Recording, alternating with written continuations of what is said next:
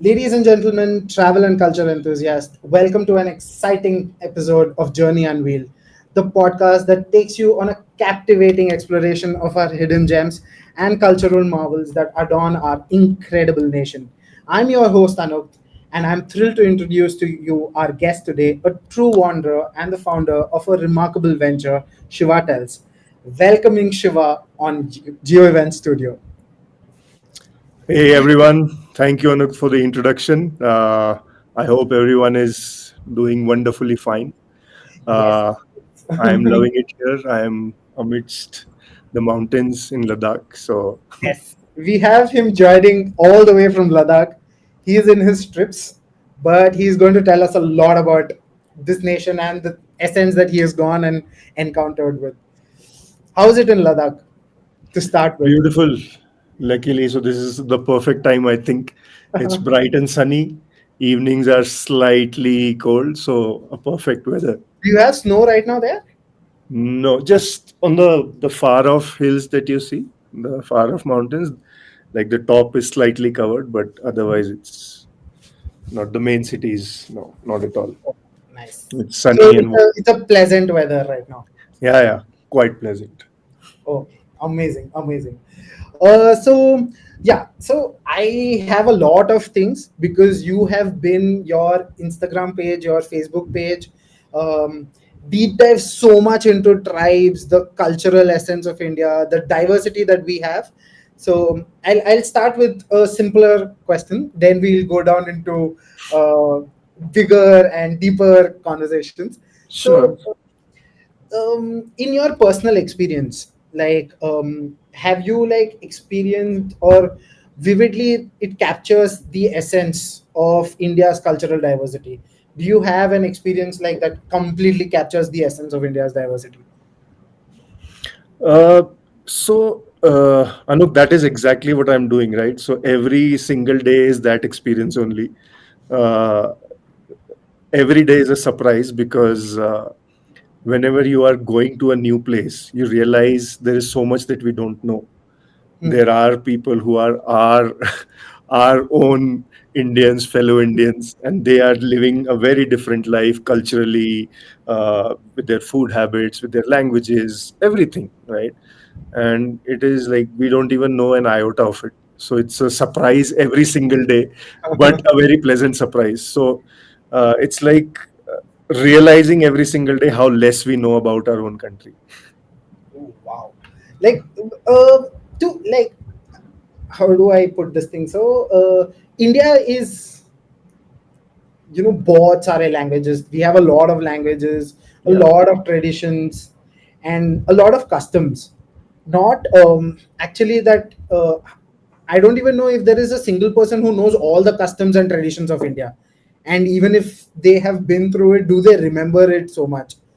Like, how do you all navigate from diversity when you're traveling from one place to another?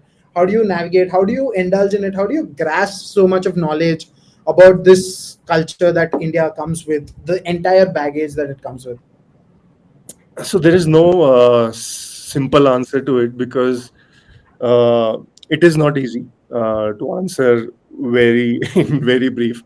But to expand on that, see, one is that you need to be any new culture or place, and especially when you are with the tribes, right? Because they have their own very different cultures, and uh, for many years they haven't been exposed to other parts of India and how uh, other people have been progressing. So the lives for other people have been in bigger cities have somehow overlapped, and there is a cultural exchange, and people are easily accepting of that. But it's very difficult with the tribes. But now, in True. fact, now it is changing a lot rapidly with technology, with everybody having a phone, with accessibility. That's changing, but that mindset still is there, right? When anybody new going and talking to them, it's not an easy conversation to start with. So I think the basic is that you need to be respectful. You start with being respectful and trying to genuinely try to understand what their culture is about, what they stand for, right? And then of course comes the technical logistical problems, which is how to find a person who can be a translator and all those things. But I think those are easier problems to solve once you have built a trust with somebody new, right? Yeah, I think the latter part that you mentioned, once you start respecting them, Yeah, and once you actually understand the true essence of why they are and why they are like this, what they are standing for, the latter part becomes easier to think. Like, correct. you, even if it's two languages, you understand what the other person is saying in the end, because now that you know that you can connect with them. Yes. And you also mentioned about one thing of this new technology that's come up.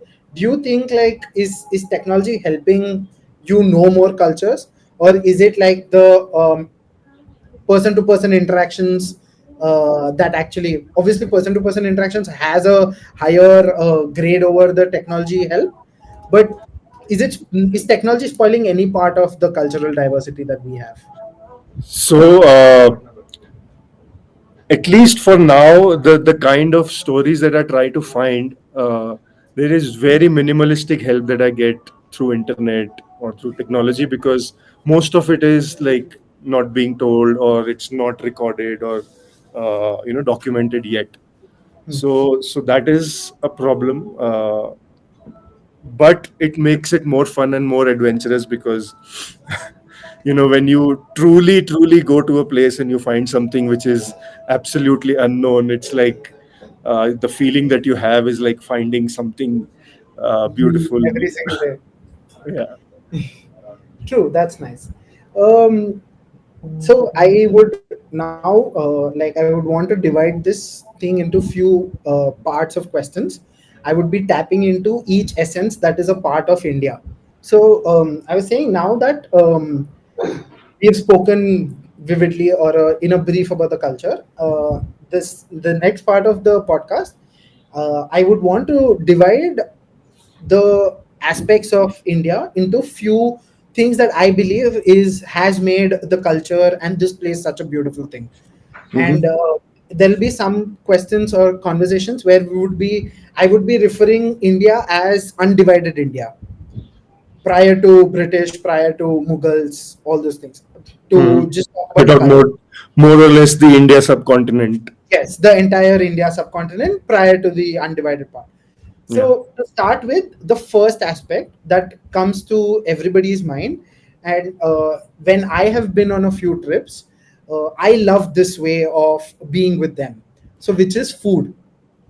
So food is a very integral part of our culture. Like, it's Yes. extremely, um, everybody has a different taste, non-vegetarian, vegetarian. In on those things also, there are ways to eat it, the ways to cook it. Every chicken dish in every part of the country is different. Every veg dish in every part of the country is different. So, do you have any memorable experience where that has provided you insights on the local way of life, like the place you've been to, the local life with related to food? Okay, so I'll give you a couple of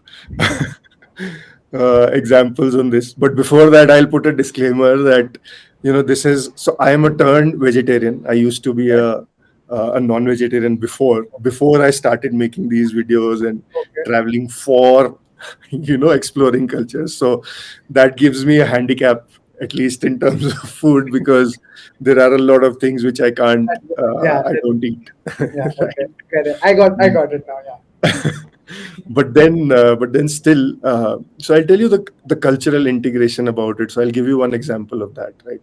So we were talking about tribes, right? So I've spent last 2 years mostly with the tribes in Northeast. That's the maximum of almost 70-80% of my work till now has been that. So many a times what has happened is, so you were talking about chicken, right? So for many of them, catching a local jungly bird, right, Mhm. and serving it to a guest is a mark of respect for them, right? Okay. So for example, when I was there, so I was hosted by a tribe at their home. I was staying with them for a few days, and so one evening, the main member of the house, he went. And he came back with a bird, a jungly bird, which is very difficult to catch. And he came back with that, and he was like, "आज आपको ये खिलाएंगे, right? This is a special for you." And I was like, "मैं तो ये नहीं खा पाऊंगा क्योंकि मैं vegetarian." And it almost upset them. Like they were sad about it. कि मतलब this is something that we are doing as such It's a a big very aspect. close thing for them actually. Right. So, uh, and they're like showing us respect, and I am refusing it. So it's like uh, Oh, borderline offensive and upsetting for people. So, yeah, so I navigated through that. And then I'll give you one interesting example about the normal options that I have, the right? vegetarian house. Whatever options that I'm left with. So, so that will tell you a lot that now today I love, I won't say love, but I enjoy eating dishes of bamboo shoot. And the Okay. first time I ate, I really hated it. Like, it was like, Oh, how can anybody eat like a raw tree? It's like eating a bark of a tree. oh my God. But And that's today, the like biggest with part of time, the food that they eat. bamboo, Yeah. almost everything, even at least in Northeast, even further below from Northeast, I think almost No, in because that I have spot, seen people cook food inside bamboo trees. that is There a are dishes. that is a separate thing. Acha, okay. So now Ba- bamboo is a dish actually. The bark of the bamboo Bamboo tree. is not a dish. I have had a meal where there has been bamboo chutney, bamboo sabzi, Oh, bamboo wow. achar, Oh, wow.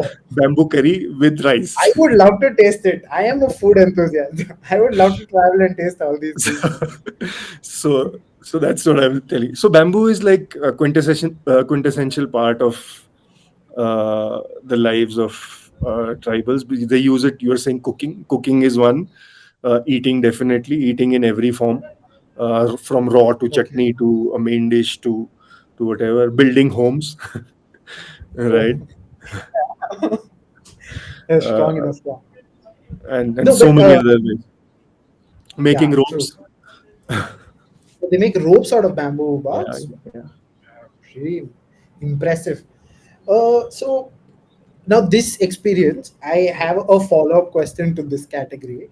Um, so having a dish which is the local food for them Hmm. and coming from an urban place, they are two different things I feel, because it's sometimes a shock to us on how this can be eaten and how people eat this on a daily basis. Hmm. So have, like you've told that you've resisted some a tribe which offered you a non-vegetarian dish. No, Hmm. now that is because you are not eating non-veg. Yeah. But I'm saying even on the veg part, it's tough to sometimes say no to food which you think cannot be eaten, but they are eating on a daily basis, Yeah. and that actually causes a differentiating factor. People, they feel that why are these people looking at us in this way, but this is like our traditional food that we can eat, Yeah. and people should taste it also. And some of them are one, sometimes you eat it and you may not like it at the first go, and you may develop a liking towards it after a period of time. And some of them are like you eat it on the first go and yeah, they are yum. Yeah. So you have any uh, top two picks, I would say, like that, which you have found it like extremely yum at the first go itself, and something that you have developed a good taste on it over a period of time. So developed, I already told you, bamboo, The right? bamboo one, yeah. Bamboo shoot is something that you cannot avoid. It Did you is. learn cooking from them of this bamboo chutney? Do you cook? Yeah, I'm not too much into cooking, but yeah, I know how it is made. I have some small clips also of it being made, even the bamboo cooking that you were talking about. So they do a lot of things in inside bamboo. So because it's mostly camping that they do, right? They would be living in jungles and stuff like that. So most of the stuff would be, so even making a rope. They'll make a rope. Yeah. They'll make a knife out of a bamboo thing, sharpen it, and and then whatever they are eating. So, for example, caught fish or frogs or whatever. So they would just it in, or they would just put it in a bamboo uh, thing, and they would close it, and then they would leave it for cooking, right? Hmm. So all these things are definitely there, and I've seen it, but I'm not much of a cooking enthusiast, so it has never been my field of interest to learn how to make a chutney and how to do this and that. But I do know vaguely how it's done. Okay. Nice. So yeah. So now I had a experience like recently. I was on a trek the start of the year to Sandakphu Falu, which is in the West Bengal Nepal region. Okay. So there are a lot of traditional things that basically we had guides from those local areas. So they used to tell us about a lot of traditional things. We used to stay there, campfire and all. Hmm. They used to sing songs, Yeah. their traditional folk songs, and they're not Hmm. songs; they're actually folk songs. Hmm. People have a rhythm to it, a dancing to it. Yeah. They have few steps for it and all, and they have a certain amount of food that they eat for that particular night when they're celebrating as well. Yeah. So music and dance. So they are often mediums of, I would say, cultural expression. Like they are a way to express your culture to the outside of the world. Hmm. So can you tell any instance where you have been moved, like you've been shaken by their performance of music and dance? I'll give you a very recent example that just happened hardly 2 months ago. Oh wow, okay. And this So place also. yeah, I'll tell you this place. So this place was in Arunachal. I was called by the Arunachal Tourism Department. So they have opened a new circuit, which is Tirap, Changlang, and Longding. So this Okay. was for a long time. Officially, it was like anybody can go, but it was not promoted officially Hmm. because it had issues of insurgencies because it's lying on the Burma Myanmar border. So a lot Okay. of Got it. insurgencies and separatist groups kind of working, and so it was not very safe. Hmm. But last few years, it is pretty safe, and the Developed tourism and department is also now opening it for people to and wanting people to come and visit and see those places. all. So I was invited to do stories about them, and I visited this one festival. Uh, it's a festival of Tutsa tribe, Okay. right, in Arunachal, and the festival is called Pongtu Festival. Pontu. And Okay. the mother of those villages is a Tutnu village, right? So Okay. Tutsa tribes mother village, the mothership where they came from, Got it. Got it. is Tutnu The village, parent. the Got it. parent, where everybody like that now they have migrated downhill. They have their own separate villages and stuff. The tribe has like moved to different places, but that is the core Got it. place, the mother place of Tutsa tribe. So I was the first person. So a friend of mine, I reached there. A friend of mine, took me to his village, and I was the first person as an outsider to visit that village. All right. So one, it's not very easy because roads are very shaky and it's a very जंगल का रास्ता पूरा जंगल जंगल के अंदर से जाके So core it's deep still under jungle. development. Yeah. Okay. So It's Tutnu like a even trek right to, now it. Sorry. it's like a trek to reach there. No, it's not a trek. There is Okay. you can take like a A bike or movable route. something. Okay. Uh, so it's but it is going deep through the jungles because there are people who are living there, right? So Okay. they get supplies once in a day or once in a week. So there is route which can go, but it's a very bad route. Okay. And especially during the rains, that's a separate topic altogether, like where I have experienced That like can life have and its own death situations. podcast. But so in rains it's very difficult to reach, but normally when it's dry then uh, you can rough it out and go. So nobody any which way goes to that place. So I was the first person with my friend to go there because this festival was coming up, Okay. and I had gone there to. I was like, I'll go there, spend 4 or 5 hours, shoot the festival, and come back. Okay. Right. I spent 3 days there. I didn't have clothes to change. I didn't have nothing. But the people there, they didn't let me come back. Oh Right? my They were like, no way, God. you have to attend the full 3 day festival with us. You are our guests and you'll be staying at our homes. Whatever it is, you need clothes, we'll give you clothes. You need food, obviously food and all is not a problem. But you have to be here with us for next 3 days. So I could only leave after 3 days. I made a very nice video about it. I like it. People like nice for me. I Oh, don't I know, love it. I loved it because but it's yeah. I loved making that. And so coming to that chant part, right? So what they do for 3 days? 3 days they do nothing. Okay. During the day, they would just play drums all around the village. They would just keep playing drums and keep moving around the village. That's it. In the evening, this would be divided into two groups. The guys will be playing drums. The girls would be chanting and dancing.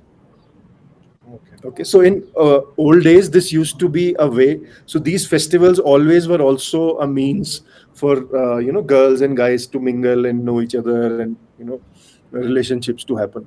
So it was only during these festivals that in many places it's the tradition that they could meet openly. Otherwise, it would be a taboo. But here during these days, so when where the girls are chanting and dancing, even the guys can go. They can hold hands, they can chant with them, and stuff like that. And on the third and final day, everybody will get together, Together. the Okay. guys and girls. And the last day would be whole day, they would be singing, dancing, and chanting and making drums. And by the end of it, they'll go to the chiefs or the king's house, and the festival will culminate there. Actually, those people love when people from the urban countries or the urban areas come to see them, and they actually respect the entire quote "Atiti Devo Bhava." Oh, absolutely. Like I said, if there is a trust factor there, right? They know who you are and you are coming with a good intention.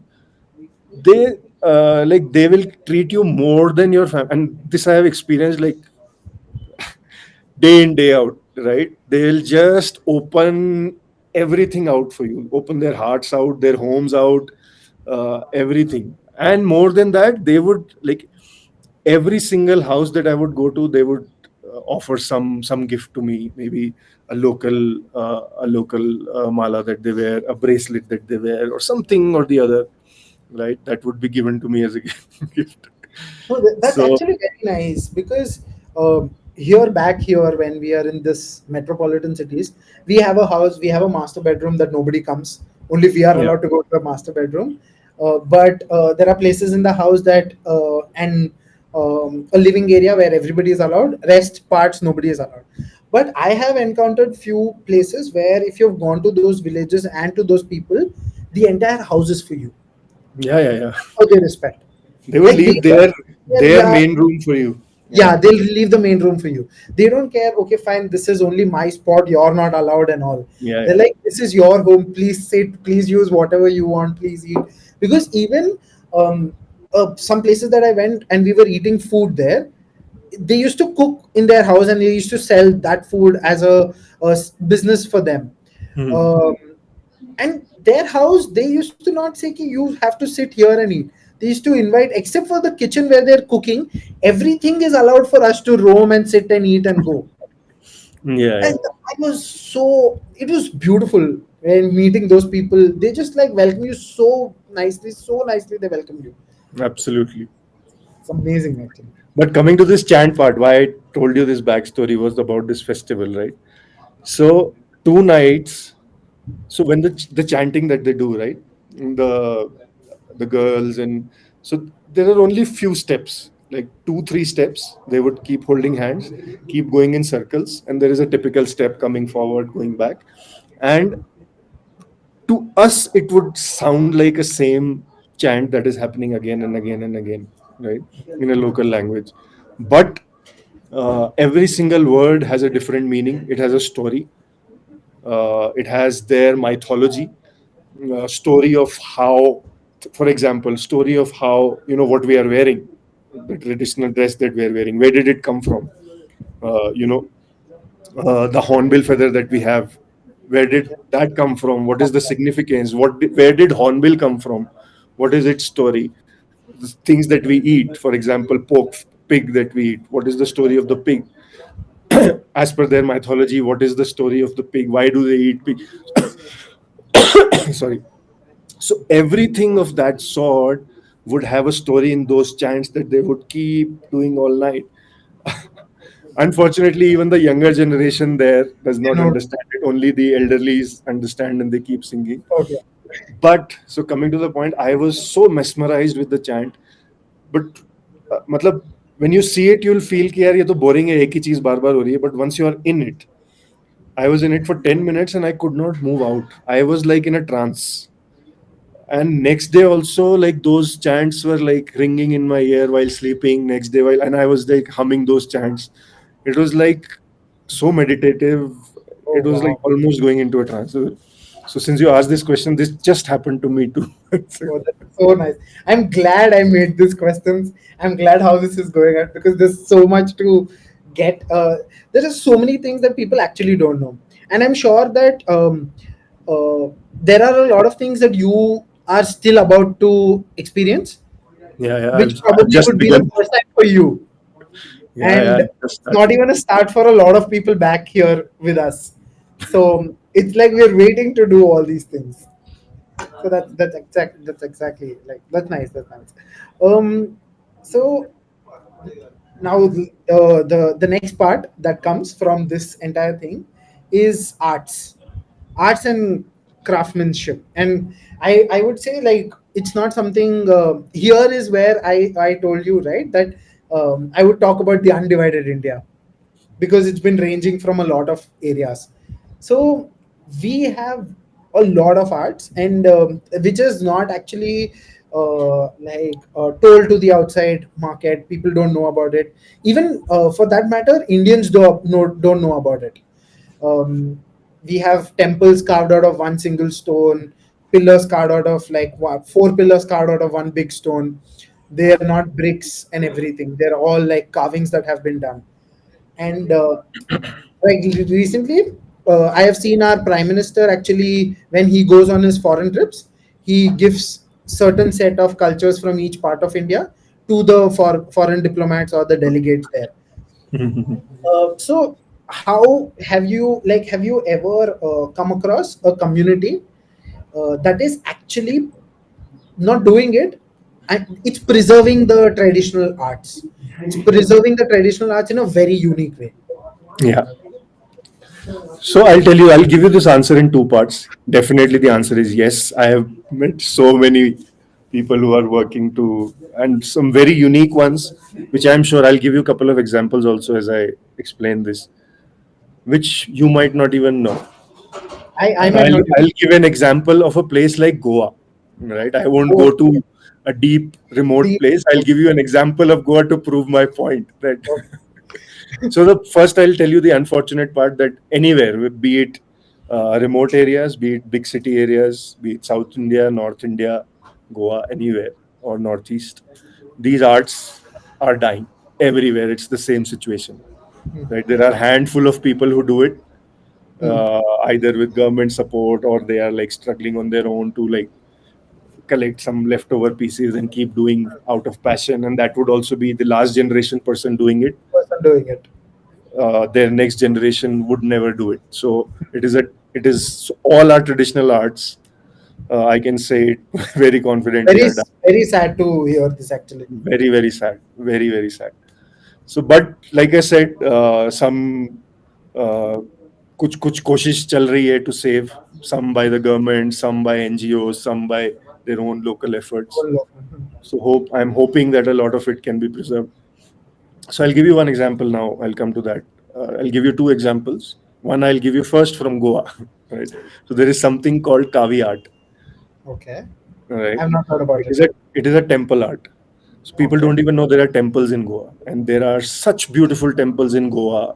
Like when you visit them, you'll be like, wow. I'm pretty sure that and it's irrespective of the religion. I'm just talking about it as a place, so that's secondary. First, for anybody, as a even as a visitor or a tourist, they are beautiful structures, and especially the ones done with caveat that I have explored. There are many more which I could not, which I need to in my future trips. I'm But this just is making the itinerary for my next Goa trip sure. because we have to move from beaches and pubs and all So I'll in tell one. you, and you'll be surprised where this temple is that I'm talking about. This Okay. is right near the Morjim beach, Ah, not even a really? kilometer and a half. Oh my God. Okay. Okay. So, Okay. and another one is near Palolim Beach, which is in South Goa. So, which is again most visited. Most visited beaches there. They're always packed. Yeah, but we don't know there are such beautiful temples there with the art that is dying, right? So this Kavi art is like a typical limestone and a uh, red color art. So they do it in motifs, small murals, but it's only two colors, white and Okay. red, white and red, brick red and white. And they do the entire outside, inside, walls, ceilings, everything with that art. And it is so beautiful. So I've done a story on that, a full story on the temple arts of Goa. I think everybody should watch it. Yeah, yeah, yeah. Watch it. So even that art is dying now. So there is only one or two artists who are left who are still preserving Kavi art. Another example, yeah, I'll give you another example of Northeast where there is a village, Mukto village, which is so this is so a lot of people how they know Arunachal is because of Tawang, right? So this is in Tawang district only, but people don't go there. So there is a Mukto village where they make traditional paper. So there is a Buddhist tribe, Monpa Buddhist tribe that lives there, and they make a paper called Mon Shugu.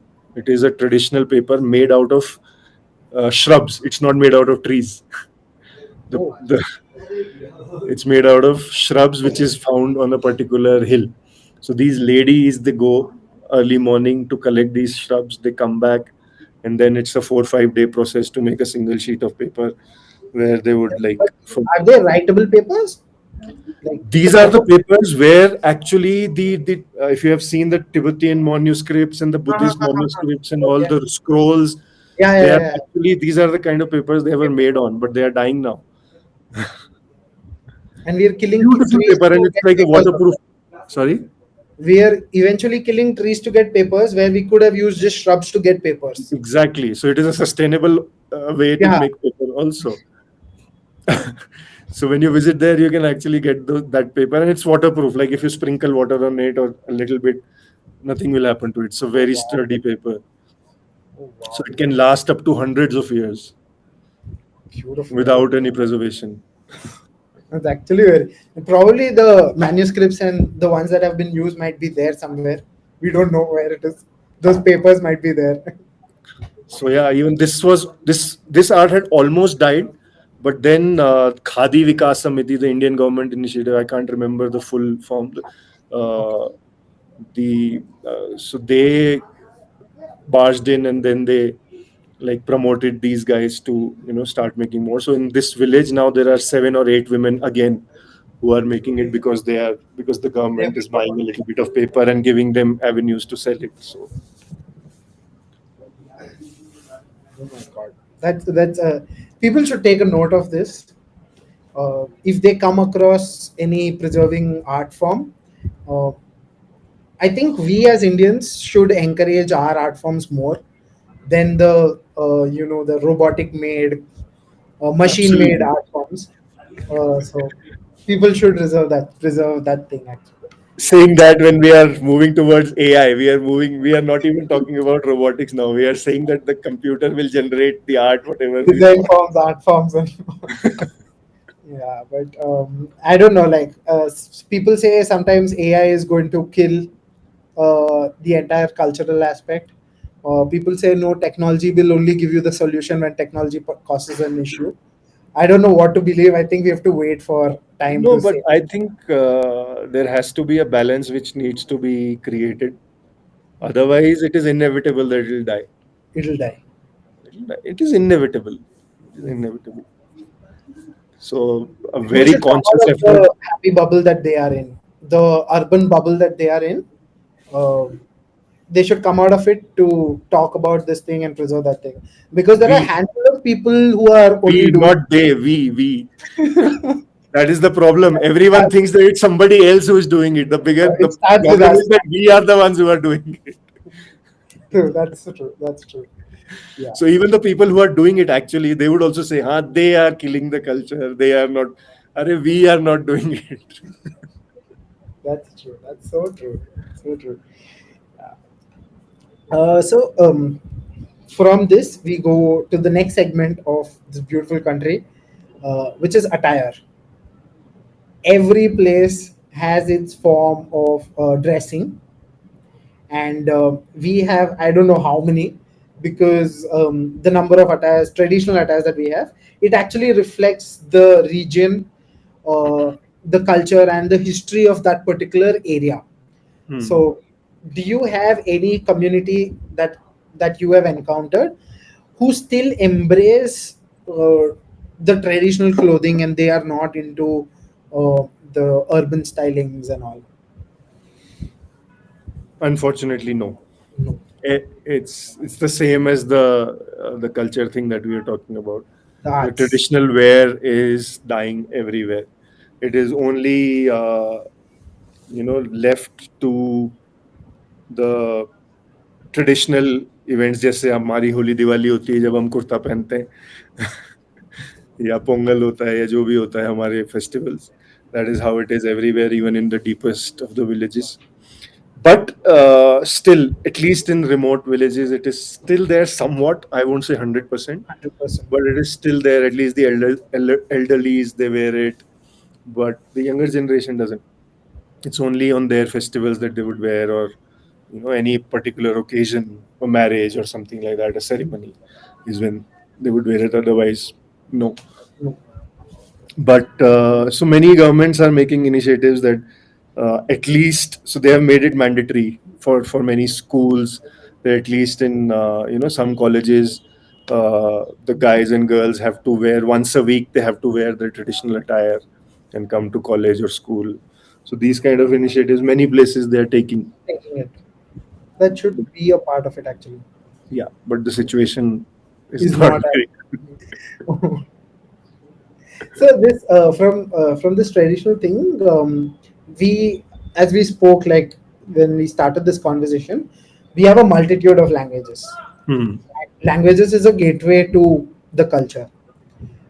Right now, people, like, I don't know, in India, a lot of them believe that English is the form of speaking.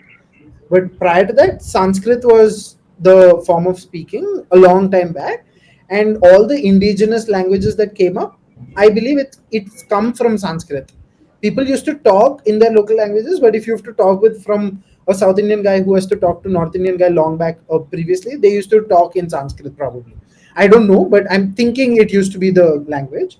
So, did you go to any region where the indigenous language, that local language, it's still widely spoken, and they are contributing to the preservation of that village? Yeah, language somewhat I think is there. Uh, Almost People are proud everywhere. of People, people are proud of their local languages actually. yeah, they are. They definitely are. They speak their own language. Uh, but again, the problem now that is coming is with things becoming more global. Everybody need, because it's not that they have to uh, stay in that their own bubble and there's nobody else that they need to interact with or something else, right? Now things are becoming global. Like the world is opening up to everybody equally. So so they have to find means to talk to other people, right? So Hmm. if somebody from say Nagaland or Arunachal needs to go to Delhi to do work, right? They need to know local language. If they want to do corporate job, they need to know English or maybe some other kind of language. So so here also the next generation, uh, s- I have seen it a lot. It's not as bad as the culture and the traditional wear, but that is also happening, that because of this need, the importance of the indigenous languages is dwindling, right? So I have done a few stories of few people who are passionately, and especially with tribal languages, the problem is that there is no script, right? Yeah. For Hindi there is a script. I'm sure South Indian languages have their old ancient scripts, right? So it is all documented. Mm. But with tribal languages, the problem is it is all from passed on from verbally.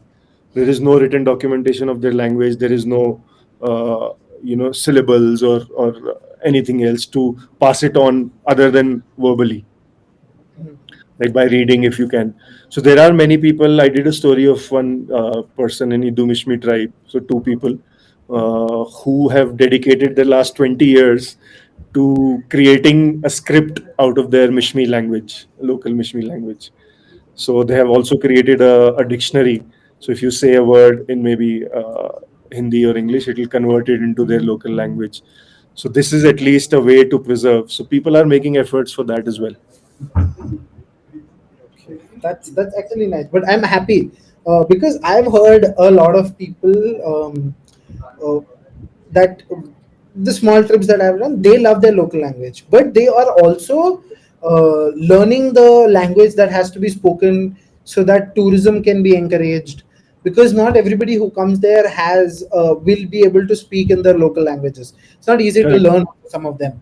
So it's again the right balance that we have to find between the local languages and the English or Hindi, which is the medium of communication for the entire nation. That's true. That's something.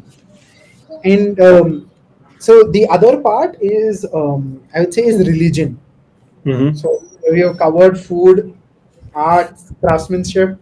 We have covered wear, clothing, and we have covered languages. Now is religion.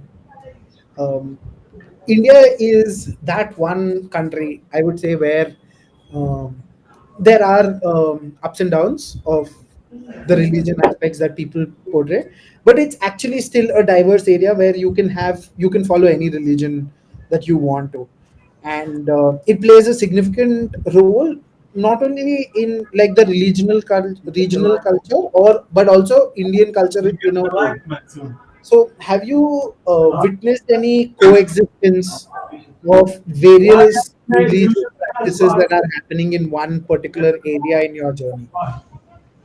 I think you'll have to repeat the question. There was some disturbance. I couldn't hear. Yeah. So, I was saying there are a lot of relational part Yeah, which actually makes the the last part of the question. cool. So, that's basically I was asking, have you ever witnessed a coexistence of various religion in a particular area that you have visited in your entire journey? Yeah, it's this is India, right? It's there everywhere. I think we are the most diverse and most secular place which can ever be, right? With of course whatever differences that happens everywhere. Everywhere. But with the kind of complexities that we have, still we live relatively peacefully. Is like I feel every time I see it is like it's like a unimaginable phenomena that we go But through. people don't believe that actually. Trust me when I say this thing, they feel that the other countries are actually living a better coexistence of religious lives. But the propaganda, that story that comes out on I'll our tell media. you. No, I'll tell you the difference. I'll tell you the difference. Other countries have very solid laws, so they do it out of force. They don't do it out of choice, Choice. right? Let's take an example of America, right? Their laws are so stringent that if you get into any sort of things, like you'll be immediately punished. There'll be strong things. Here, there is nothing like that. A Mm. racist comment or something like that is a very common thing, right? Common thing. Uh, Mm. Police or court does not have time to entertain, right? We have bigger things to solve. Solve. Yeah. Though this is also important, but relatively there are so many other Relatively. Yeah. things. But here we are naturally accepting, right? As a Mm. culture, like we were talking about Indian subcontinent, So as I feel that as a culture, we have been so accepting that we have been coexisting out of choice, not out of compulsion or out of law that we have to do it. It is that we are doing it out of choice. Of course, there would be some people who would disagree, and there will be disagreements, and that all is part and The parcel of part and everything. parcel of the life. Yeah. Yeah, yeah. So, dwelling into this thing more, I would jump into storytelling. Hmm. For ages together, India has been telling stories. Hmm. Be it the epic Mahabharata, the Ramayana, the way of Bhagavad Gita, people believe, the way of life, Yeah. and the n number of other stories that we are. So it's like deeply ingrained into us as a part of our culture that we are good at storytelling. So, is there any particular captivating local legends or storytellers that you have witnessed in your journey? Arey, especially so one is our own like if you talk about Sanatan culture, right? We have, you Hmm. already mentioned the scriptures, and so that is all given, right? Hmm. Every temple of ours that we go to, even this Kavi art temple that I am mentioning, Yes. it'll have its own story. There are so many others. Even in the largest of cities like Bombay or Delhi, you'll find these stories. So that is a given. Hmm. uh, so that all we agree on. But these indigenous beliefs and cultures that are there, they have stories about every single thing, like be it a living thing or a non-living thing.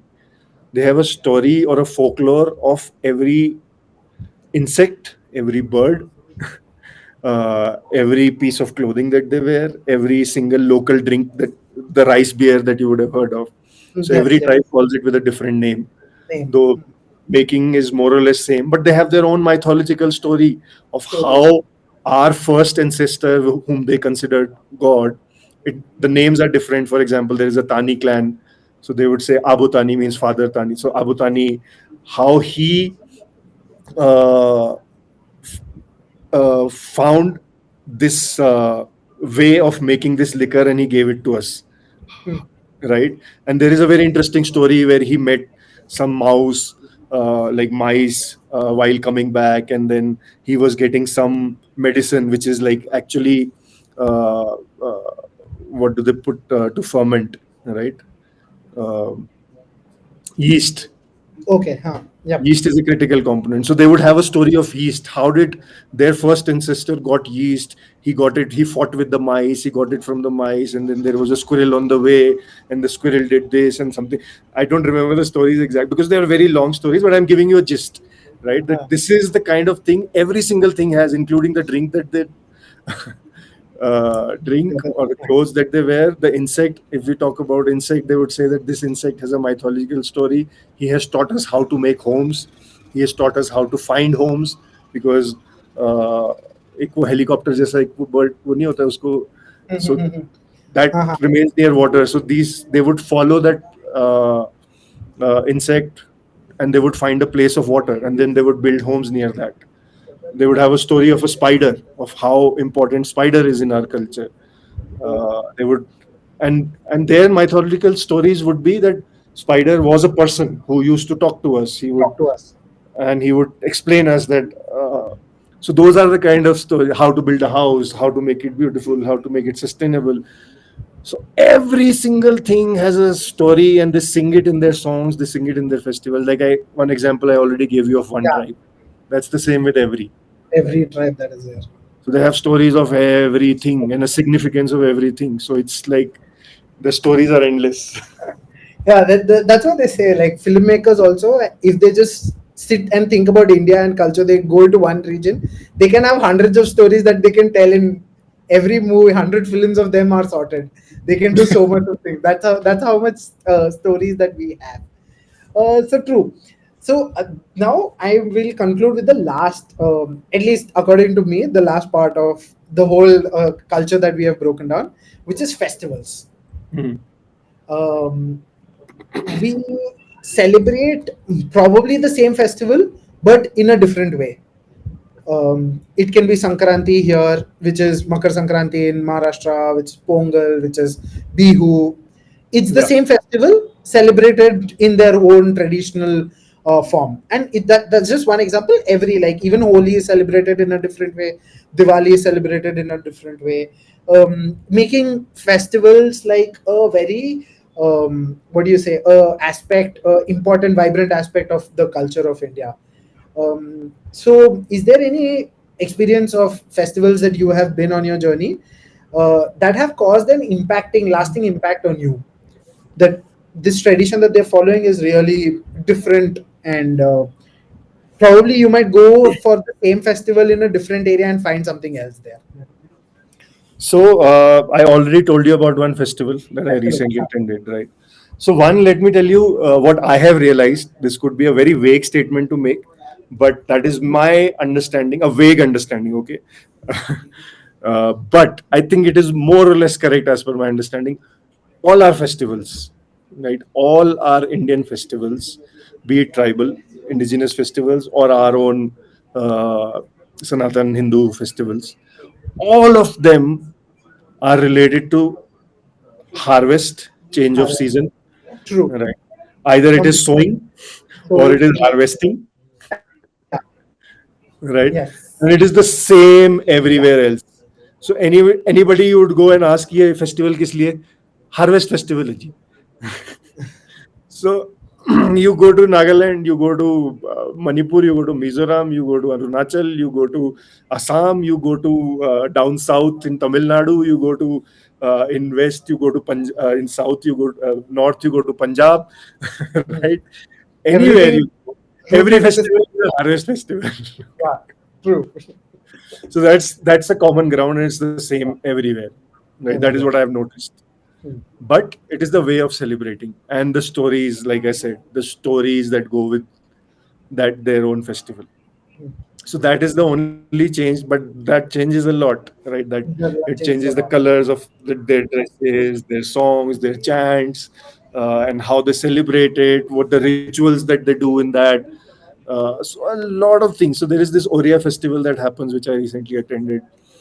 These are the recent ones, so these are the ones coming top of my mind, where everything is about Okay. fertility of the females of the society.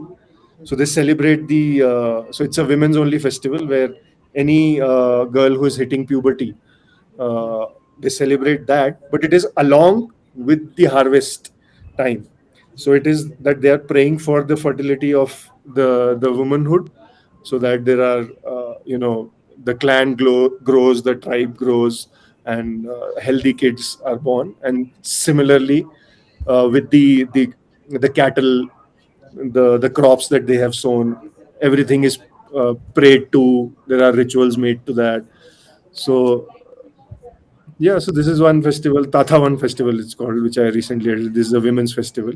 Then there is an Oriya festival which happens again. It's a same harvest festival, happens during the same time, but the story that they have is different. That there were two uh, people, one male and female, uh, kind of deities or gods who came, and the villagers captured them and they kept them hostage कि इनको हम बांध के रखेंगे. So they Wow. got angry, and then they like caused famine in the village, and everything happened. So since then they prayed, no, no, just forgive us, ye wo. And then they said that okay, on one condition, you have to pray to me every year, and then I'll give you prosperity and all. So Oriya festival is celebrated with this story, that we are praying to those deities, right? There is Wow. another tribe, Adi tribe. They have their Solung festival. They also celebrated. Mithun is a very important animal for them in terms of food and everything. Even culturally, very deeply integrated, and they have very beautiful mythological stories of Mithun. I can go on and on, but just cutting it short. So they have a story related to Mithun, that how Mithun was sent to them as a gift from the creator to them. So they celebrate that. Okay. So Uh, it's Too many ultimately things. the same thing, but Yeah. story behind it is different, and the way of celebrating is different. Celebrating as well. Like so you mentioned, now I just recollected one more aspect when you mentioned that, so you have been with a lot of tribes, and there are a lot of tribal ways to heal, and to heal your, like, probably the traditional healing practices and remedies, because Hmm. they're far away from the hospitals and the urban culture. Hmm. And also this traditional healing practices, ayurveda and everything, which are deep rooted into the Indian culture. So did you ever encounter with anything of that medical perspective of tribes? Everywhere, Everywhere. Wow. everywhere. Okay. So And is typically, it different from each tribe to tribe? it is different. So what differs is their priest, Okay. right? They call their local shaman or priest or whatever you. They have different names. Somewhere it's called an igu, somewhere it's called miri, somewhere it's called something else. But ultimately, it is the same that they would.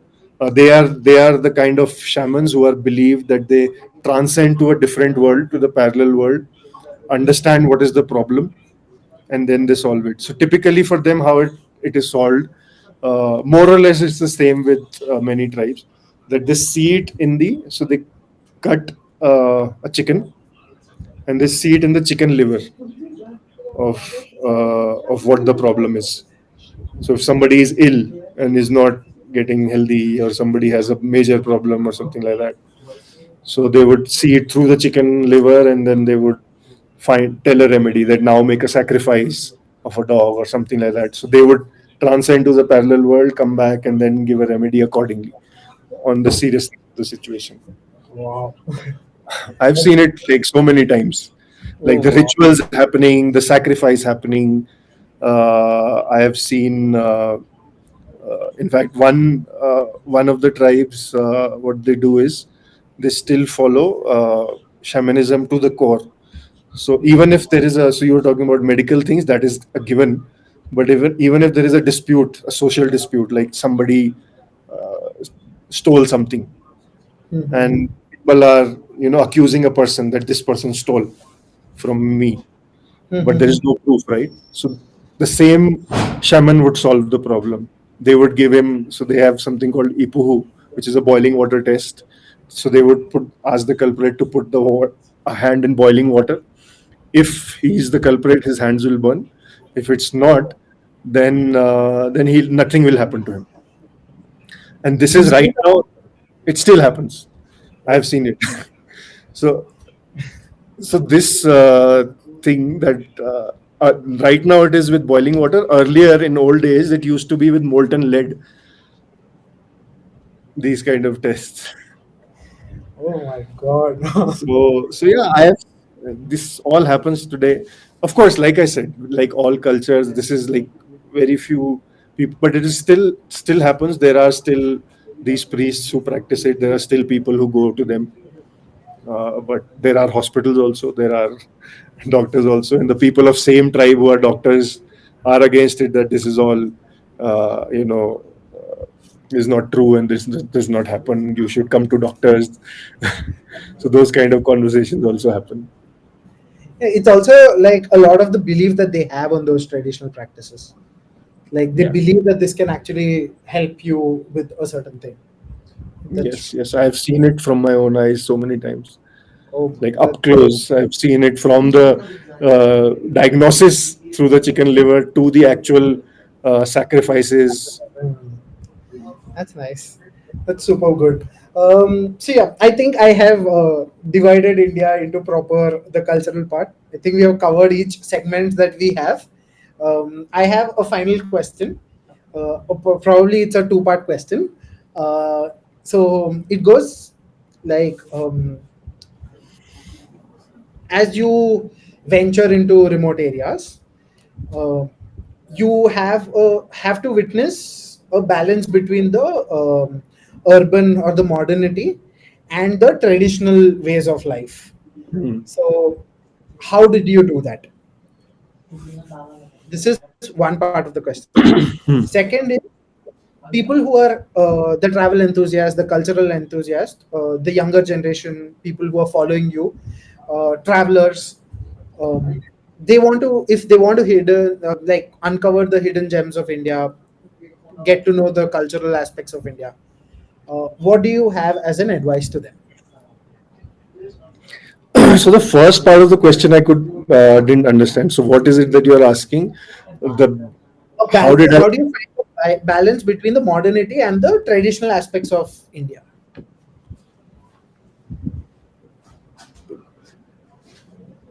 the balance is tilted now. That is the so we discussed it in multiple different ways, Yes. right?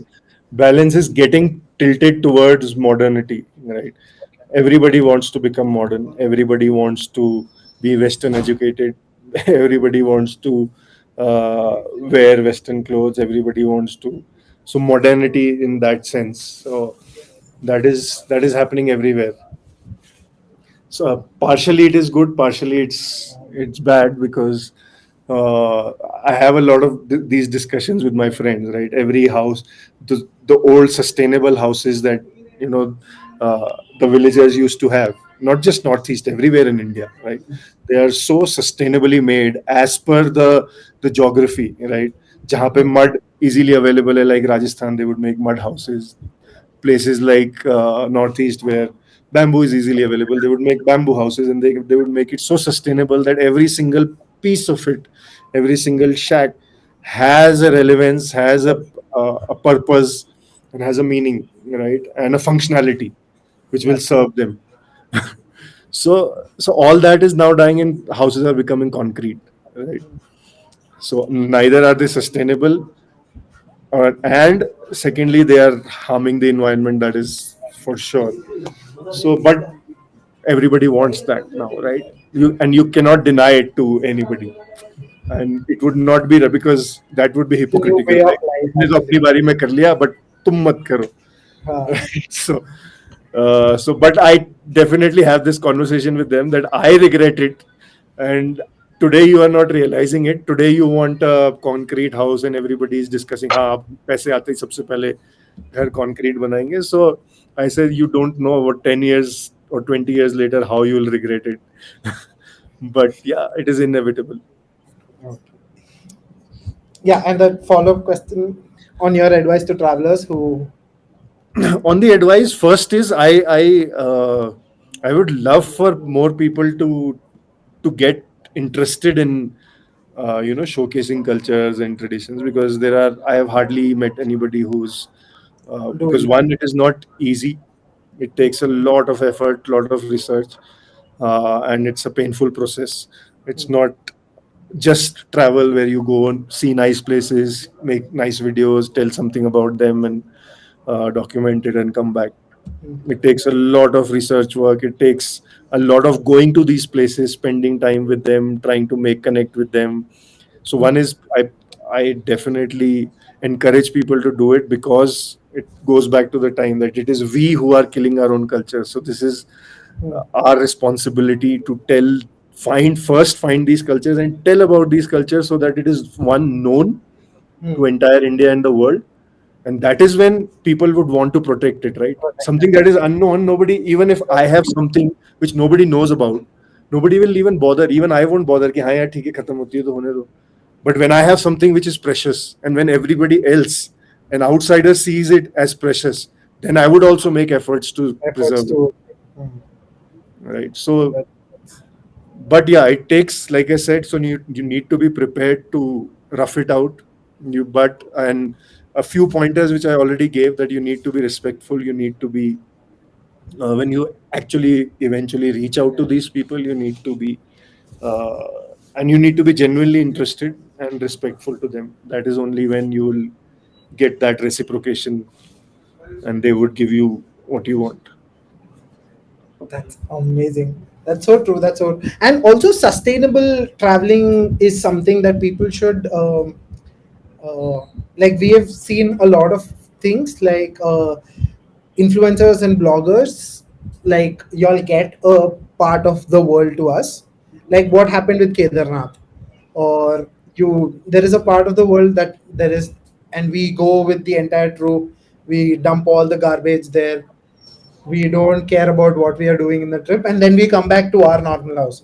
But in our house, we won't throw garbage. But there we did it and we came back. Yeah, So we are at fault for that part of that thing also to happen. 100%. So we need 100%. to have the sustainable, and it has to start from us. It So that's it one important that thing. is the only solution. It cannot, so that cannot be anybody else telling us, right? So one is 90% it is us. We need Us. to realize that we are dirting something, right? Yeah. So that if we are taking trash, it is our responsibility to bring it back, right? First, try not to take any trash, but if you do, it is your responsibility. You should take it as your responsibility to bring it back and not dump it there, right? That is Yeah. number one. Number two is definitely we need stronger laws everywhere. That enforcement, Travel because for laws and people everything. who Yeah. are not realizing it themselves, it needs to be enforced and very strongly. There Very should strong. be heavy fines. मतलब 100 रुपए का fine 50 रुपए का fine no they should be like a मोटा fine 5,000 10,000 and it should be implemented. Then and there itself. और may be people should get community service कि भैया तुमने कचरा फेंका अब अगले 8 घंटे तक तुम यहाँ पे सफाई करो. Then Ah, is when people will understand. that's That should true. be implemented through law कि ये तुम नहीं कर सकते. That's true. Amazing. We had a blast of a conversation, Shiva Yadav. Thank you so much for joining us. Ladies and gentlemen, this was Shiva Yadav from ShivaTells. You'll need to check out his page. You'll need to see what he does. You'll need to see how he's trying to get in the Indian culture to every household that people are sitting in the urban areas. And I am sure I'm going to have you again on another episode because this was just one part of it. I would want to dwell into another part, which I would reveal in the future, but I will Would come love back to to. you on the new episode. That concludes our captivating episode of Journey Unveiled.